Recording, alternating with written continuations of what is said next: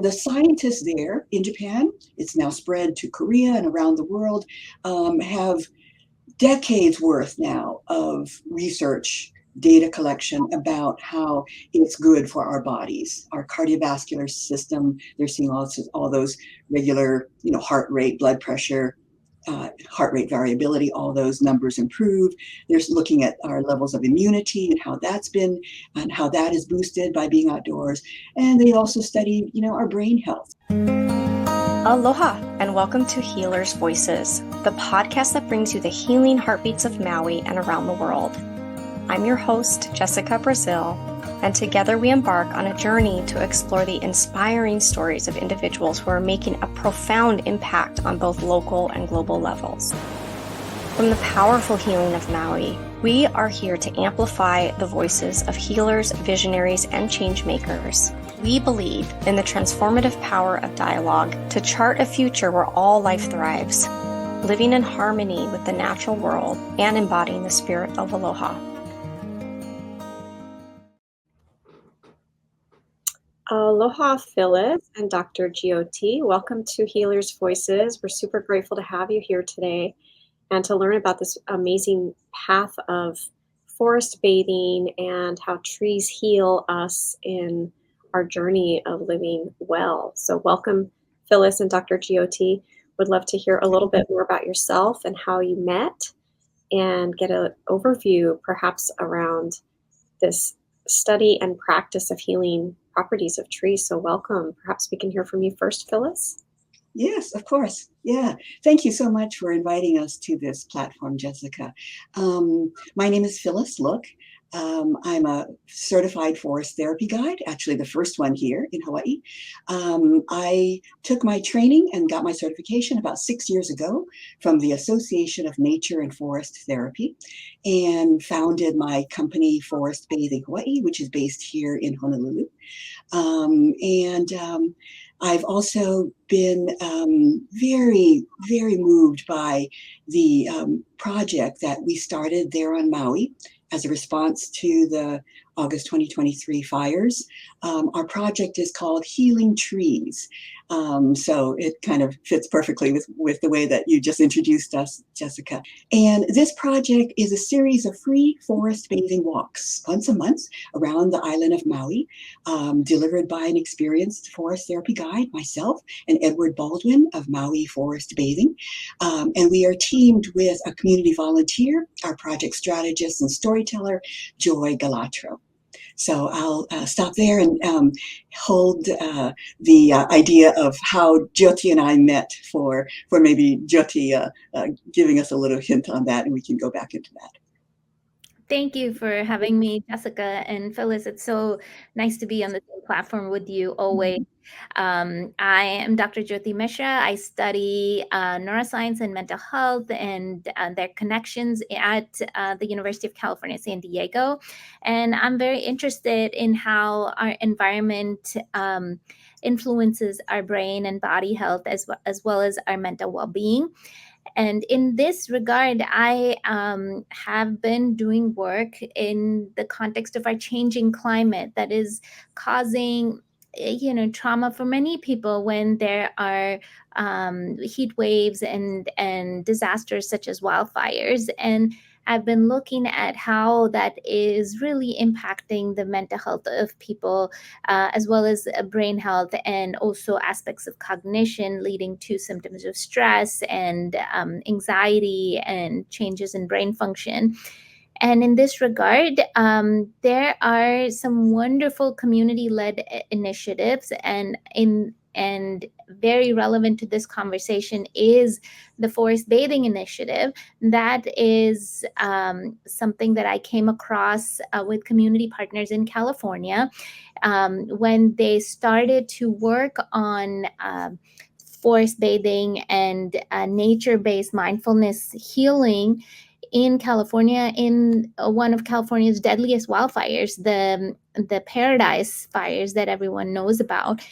And the same healers were also connected with Phyllis in Maui after the wildfires hit in 2023. And the team together then brought me in the picture to look at whether we can not only heal people, but also build an evidence base of how forest bathing is a useful practice, and that can be um, utilized at scale sort of across communities um, to deal with our present day experiences of climate related trauma that come from wildfires, that come from um, floods, that come from all of these changes that our environment is going through. And actually, in a beautiful way, the environment is part of the healing itself. And that's what forest bathing leads us to. And I'm excited to be doing the research in collaboration with Phyllis on this. Right. So actually, as Jyoti said, we met because of fire. We met through the fire. The community that she was working with there in Chico that she references went through the Camp Fires and the Paradise Fires of 2018. Several years after that event, they reached out to the Association of Nature and Forest Therapy, asking them if they would train some of the local residents in becoming forest therapy guides in order to provide that service to their community as they, began to rebuild. When I heard about the work that they were doing there in Chico through the Association of Nature and Forest Therapy, I reached out to them and said, all right, what have you been doing? What can we learn from you? How can I actually replicate some of your model here for our islands? Jyoti was already doing work with them, I believe. Jyoti, is that correct? So we actually just were able to use all of that sort of wonderful resource that they had begun to put together and try and move some of that over to what we're doing here in Maui. So our participants are being invited here on Maui to take part in the research that Jyoti's UC San Diego department is conducting, and that involves a pre and a post-walk assessment in which they're being asked basically to determine their state of being basically before the walk and how if at all, it has changed after the walk. And I also understand that there's some like cultural foundation of wisdom that has influenced this modality as well as some, science informed practices. And I'm curious to hear perhaps a little bit more about what kind of lineages or influences besides, science that have influenced this interest and passion to be a bit of a trailblazer in how we approach climate grief, mental health, and intersect these, I would say, innate knowings with some scientific understanding. So I'm curious if either of you would like to speak to that at all. Thank you. Did you ask me to speak to that, Jessica? I'm sorry, you just kind of broke up here a little bit. Yeah, no, either one of you. I'm just curious to hear a little bit more about some of the cultural influences or foundations that has informed this practice. In addition to, I'd love to hear Jyoti's some of the research as well, or both of you around some of the research and science that you've seen to be so beneficial. So I'm curious to hear a little bit more about that.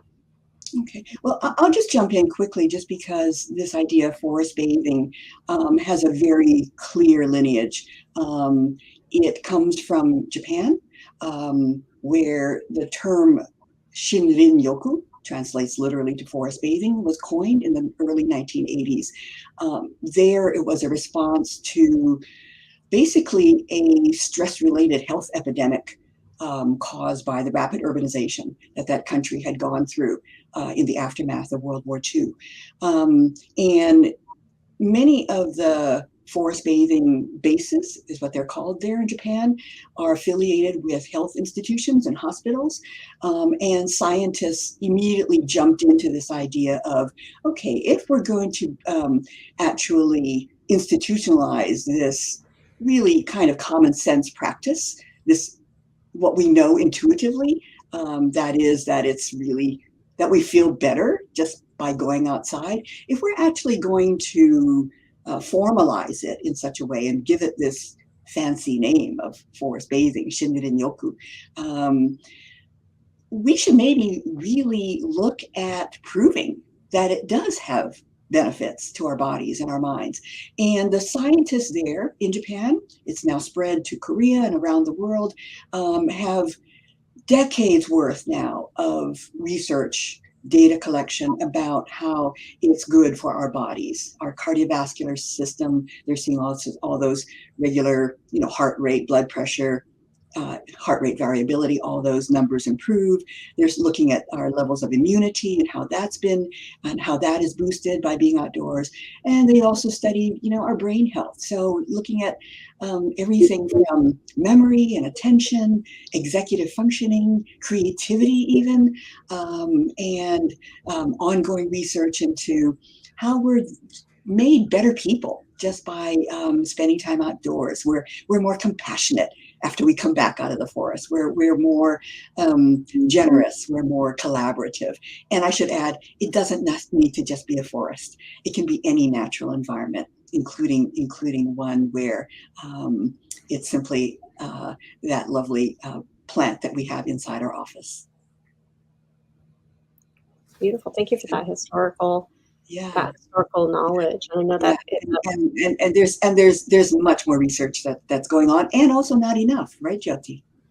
Yeah, I would say, I think forest bathing is very relevant in our current times when the environment is changing, and there are times when the environment is stressful, especially in the context of climate grief and climate trauma, and how forest bathing is really beneficial in this context. There's not that much research out there on it, and I'm particularly interested in studying this because this is a very scalable and accessible method that many communities can adopt when dealing with aspects of climate trauma, and it's something that many community members can benefit from.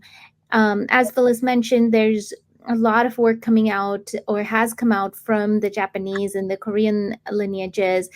In the Western literature as well, there's some evidence for improvement in immune function already, but also there in the Western research, how we look at the effects of nature-based therapies is that we then can also contrast them to what happens when we're outside in an environment that is not natural. So say, for example, we're in an urban environment all day long, that does not have the same benefits as a walk in nature. So a walk in an urban street does not produce the same beneficial changes in brain function as a walk in nature. And what's important is what Phyllis is mentioning, that an ecotherapy guide can really help focus on, is how to be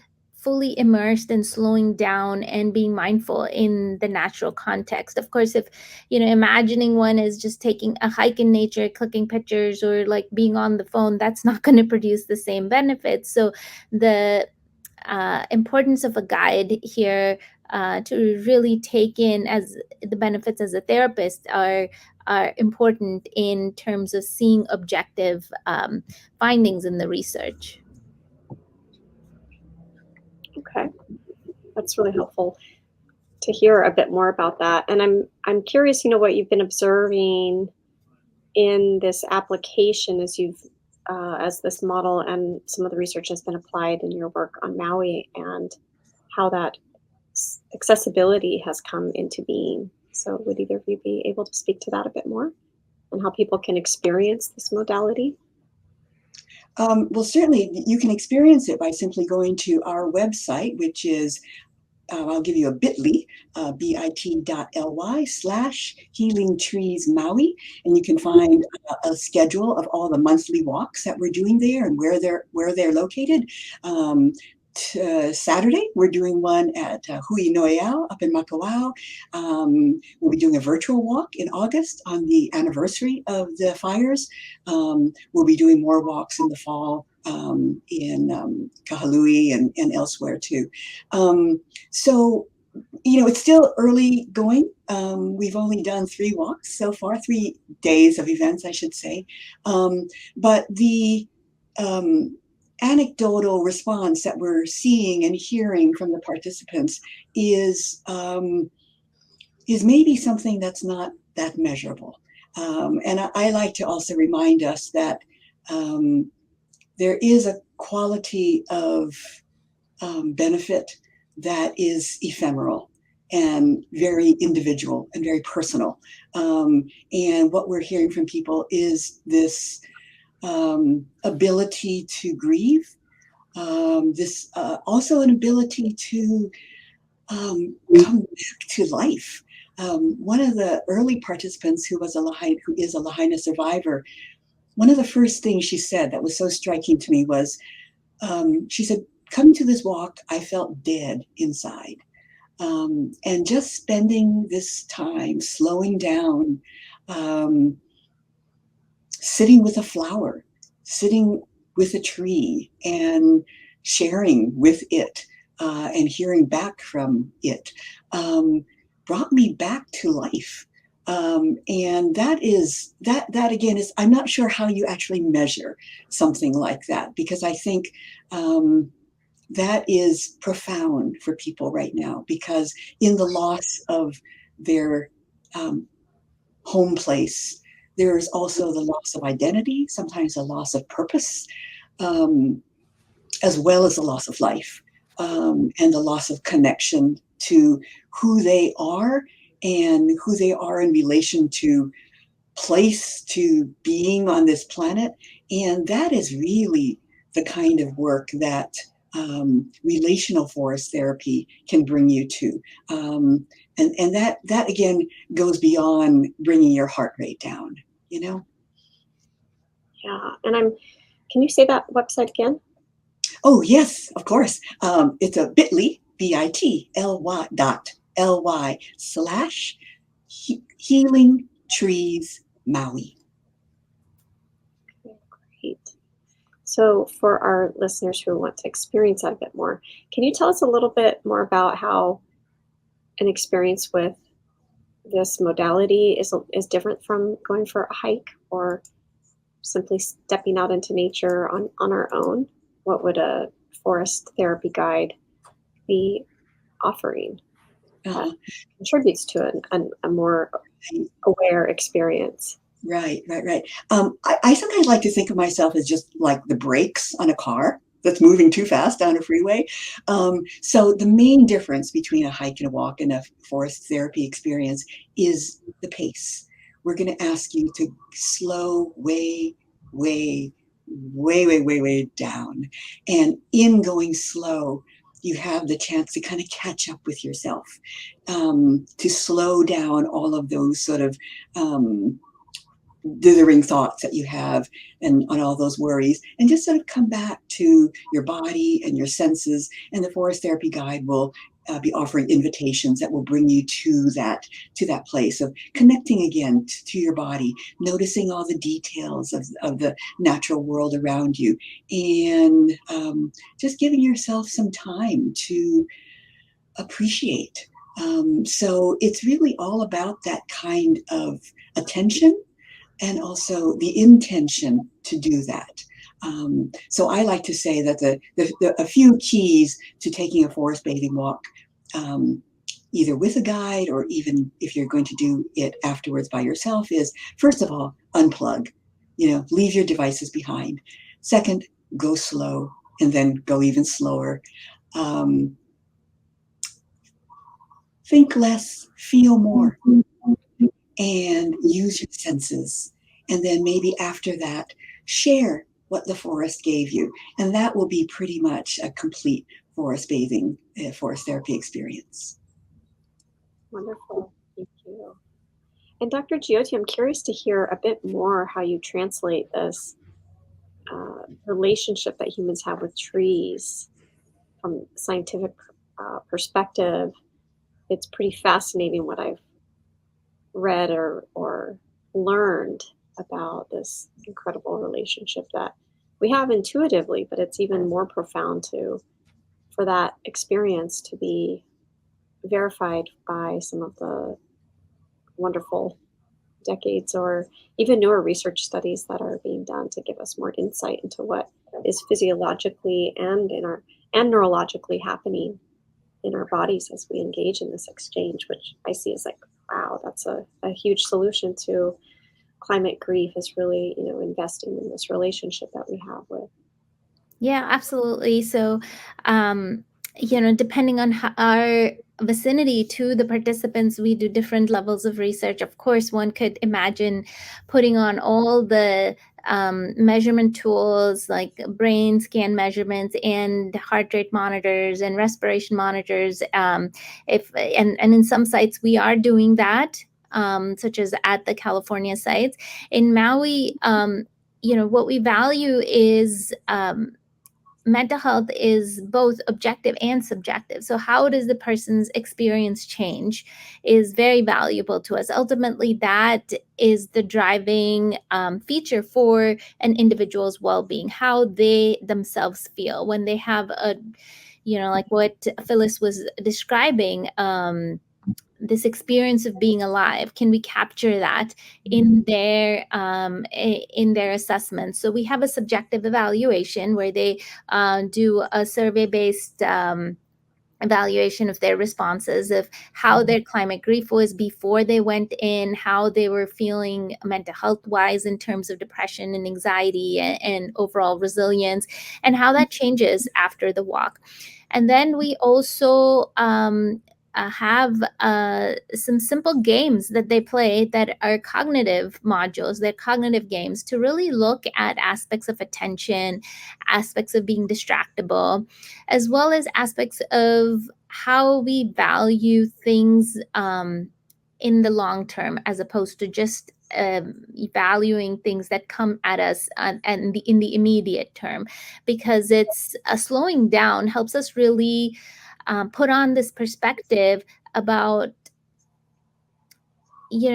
about the way we get rewarded by these experiences that we're not noticing other times. It's most of the time we're getting rewarded by when we click on the Amazon cart and our box arrives, or it's like these immediate things, or like a really good dessert that happens right now, but that is in contrast to what happens in nature and slowing down and really observing the not just the trees, but also the wildlife that's around us, the sound of the oceans, the warmth of the sunshine. All of that can attune us to be very much aware of the long-term benefits of being here, the long-term rewards of being on this planet, being on this really lush environment that is healing for us. So we measure those changes before and after, and so people can take part in these little game-like tests that they do at the Maui site before and after their forest walks. And we're still early days looking at what the results would be, but Phyllis is always busy sending us more participants to evaluate, and the participants have been quite dedicated as well. So we're very excited about the findings that will come in by the end of the year. Yeah, and something Jyoti said too about how it makes us appreciate being on this planet. I mean, the reverse is also true, that in the same way that we're taking healing from the trees, we are also long term coming to a sense of the value of our natural world, and hopefully in understanding that we're going to be a lot more dedicated and committed as citizens of this planet to protect it and preserve it for the future. So there's a reciprocal action that happens on a forest therapy walk, somewhat maybe long term, not necessarily immediately at that moment. But I think you go away from a forest therapy experience afterwards feeling people talk about the calmness, but they also talk about feeling this sense of oneness, right, with the natural world. And after a devastating fire, flood, hurricane, that is going to separate you. But something like a forest therapy walk actually will bring you back together with this place that you belong to, and that is your kuleana, to use that Hawaiian word. It is your responsibility to care for it. Yeah. And, when I notice fires in our natural environment, and connect that to a somatic and a spiritual experience, the forest is connected to our lungs, and our lungs are connected to our experience with life and grief, depending on what our experience is. So that breath of life, and then when it's restricted or on fire, there's a grieving that occurs. And so I really value this modality, and I would be curious, as we conclude our time together, what recommendations would you have for listeners that maybe are able to influence systems, policies, funding, to make this type of modality, like, really, I would say, spread as a corrective wildfire of breath of life into our communities, into our schools, into our healthcare systems, so that more and more people are invited, whether that's through formal service. Sometimes that starts the process for a lot of people. But what recommendations would you have for listeners to take with them who maybe are in a position of influence, or they just want to step into their own experience? I would love to hear some takeaways from you around what you hope lands with some of our listeners today. Jyoti, do you want to start? Do you have some things that come to you right now? Yeah, I think obviously as a researcher, I would definitely want to promote more efforts, not just at the state, but also at the federal level, to really look at some of these beneficial mind-body nature embedded practices. And then beyond that, really notice that these are ground up opportunities that are being created by our community members, and that our governments and our policymakers should note how people in our communities are committed to our own well-being, to the well-being of the communities, and then support these efforts and grow these efforts. It's not that, the problems related to mental health can only be solved by bringing in highly expert psychiatrists who will give out more medications. That kind of work has its place, and if the reality is that there's only so many trained mental health experts in a region, that's how it is. But community level work, such as how Phyllis is doing, has a wide potential to be spread and be beneficial to people in the immediate term.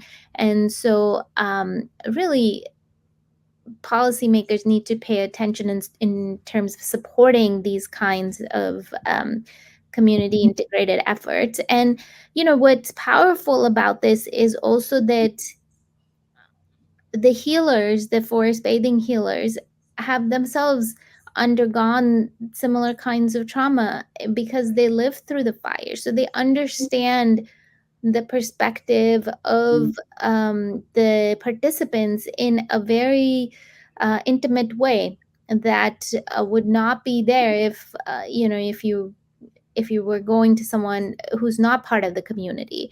So I think these powerful connections just need to be fostered more and supported more in terms of funding to continue to grow. God, that was so beautiful. that says it all, I think. One of the things that we're trying to do is to actually bring forth a community of certified forest therapy guides there on Maui. Just as Jyoti said, this kind of peer-to-peer relationship, I think, is really powerful because the guides themselves are of that place. They care for that place. Their aunties and uncles and kids and grandpas live in that place, and they will continue to live in that place. So please support the work that we're doing. We're trying to raise funds so that we can get more of these Maui residents to be trained as forest therapy guides, so that this practice can continue on into the future. We know that recovery doesn't happen just like that. It certainly doesn't happen after a single forest therapy walk. But the other thing I would say, how can we all help? Try a forest bathing walk. And once you have, and if it was in any way positive for you, share that experience. Tell others. Bring your doctor. Bring your kid's teacher. That's how we'll begin to, from the ground up, just like that little seed, it's going to grow organically. And I love the fact that it grows from the ground up. So speaking as a forest therapy guide, let the forests grow themselves. But it begins with every single planted person to do their utmost to bring what it is that forest therapy has the potential to do out into the world. Thank you both so much for this important conversation. The takeaway landing that I want to invite our listeners is to step farther into your organic rhythm, get into nature so that can align itself more deeply, and to learn more from individuals like yourself who are doing this beautiful work. And so thank you for being here today. I hope we can have you back again sometime and take a deeper dive into this work. So thank you for being here. We'd love to. Thank you, Jessica. Thank you, Jessica. Thank you for having us. And thank you for the great work you're doing with getting the word out about these amazing initiatives. Thank you. Yes. And in the bio, we'll include your link to the website reference. So mahalo. Thank you for joining us on this transformative journey through the heartbeats of healing. We hope that Healers Voices has filled your heart with inspiration and brought you closer to the spirit of aloha. As we conclude this episode, we invite you to continue this important conversation in your own life. Let these stories and insights resonate within you and inspire change in your own community and beyond. Remember, the power of healing is within all of us, and by working together, we can bring positive change to our world.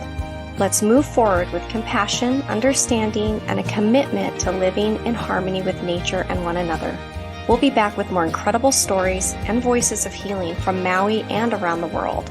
Until then, please remember to follow and like us to support this continued raising of awareness, and continue practicing, embodying, and spreading the aloha spirit to make a difference in the world. Mahalo for listening to Healers Voices. We'll meet again soon.